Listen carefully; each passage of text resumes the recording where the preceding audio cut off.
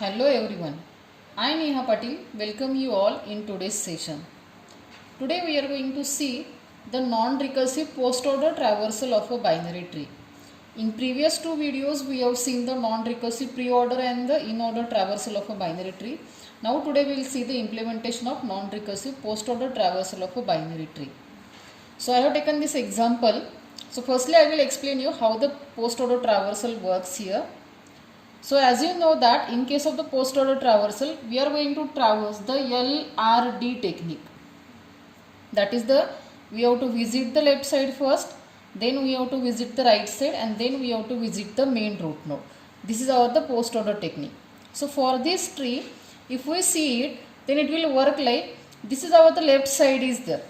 In the left side again this is the L, this is the R, and this is the D is there. So our output should be like DEB. So if you see DEB. So this left is over. Then we have to go to the main right side. Again in the main right side, this is the L, this is the R, and this is the D is there. So we have to follow FGC. If you see FGC. And at the end we have to go to the main root node, that is the A is there. So like this way we have to follow the post order traversal. So always you have to remember post order traversal technique is nothing but what the LRD technique is there. That is the left side, then the right side, and then the main root is there. So visit like this way, then you will get the post order traversal. Now whenever we are going to see the implementation part of this post order traversal technique, then here as we are going to traverse like the left, right, and then the main root node. So here single stack is not sufficient.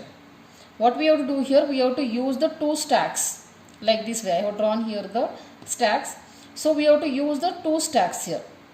And then now I will explain you how to use these two stacks here. Again always as we are going to start the any traversal from the root node. So again here also we have to start from the root node, that means from the A. This is our the root is there. Then take this root node and push it onto the first stack. So I will push A onto the stack. Then what we will do here, we will check whether this first stack is empty or not. If the first stack is not empty, then we have to delete this element and we have to push it onto the second stack. So I will push A onto the second stack. And now what I will do here, whatever be the deleted node is there from the first stack, that node's left and right children I will push onto the first stack. That means like in this case I have deleted the A. So A's left child is B and right child is the C. So that two children we have to push onto the first stack.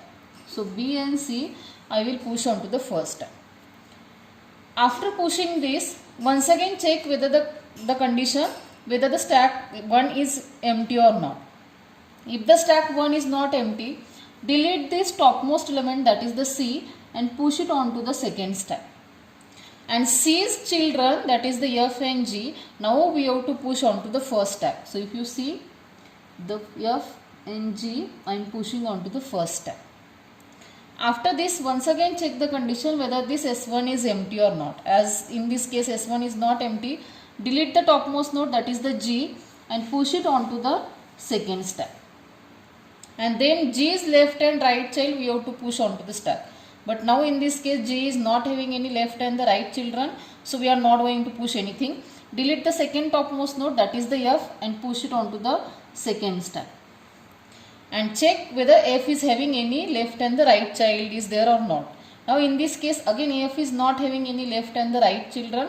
So what we have to do here, delete the next topmost value. So if you see the next topmost value is nothing but the B is there. So delete this B and push it onto the second stack. And B is now left and right child we have to push onto the first stack. That is the D and the E we have to push onto the first stack. As the S1 is again not empty here, delete the topmost, that is the E, and push it onto the second stack. And check E is left and right children. But E is not having left and the right child, so we are not going to push anything. Delete the second topmost value, that is the D, push it onto the second stack. And check for the left and right child of the D. But D is again not having any left and the right child. And if you see, the first stack becomes over.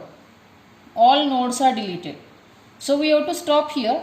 And if you see, this is our the second stack is there. So from the second stack, now what we have to do here, one by one value we have to delete and just we have to print. So first value I will delete, that is the D, I will print it. Second I will delete, I will print it. Third I will delete, I will print it. Fourth I will delete, I will print it. Next I will delete, print it, delete, print it, delete, print it. Stack empty, we have to stop, and if you see our output is D, E, B, F, G, C, A. That is D, E, B, F, G, C and A. That means the output is correct. So in this way we have to make use of these two stacks for this traversal technique here. So this is what the theoretical explanation is there. Now we will see the code related with this. So if you see, this is the function post order. The first statement is stack S1 and the S2. So again, this stack is nothing but what? Whatever with the class stack is there, in that class stack we have mentioned the functions like the push, empty and the pop function definitions we have explained there, and that already I have explained you in the pre-order traversal technique. So that same class we have to use here. Only as we need here the two stacks here, that is the S1 and S2. So declare here the two objects. In previous cases like the pre-order traversal and in the in-order traversal, we need only the single stack. But now here in this case, as we need the two stacks, so declare here the two objects S1 and the S2. Then as we are going to start from the root node, so this is the first statement, node pointer T is equal to root. So that means now in this case, this will act like the T is there. S1 dot push T, that means whatever I have shown you like this way, A we have to push it onto the stack. While not S1 dot empty, that means if the stack is not empty, T is equal to S1 dot pop, that means we are going to delete the A, and S2 dot push T, that means on the second stack we have to push that A.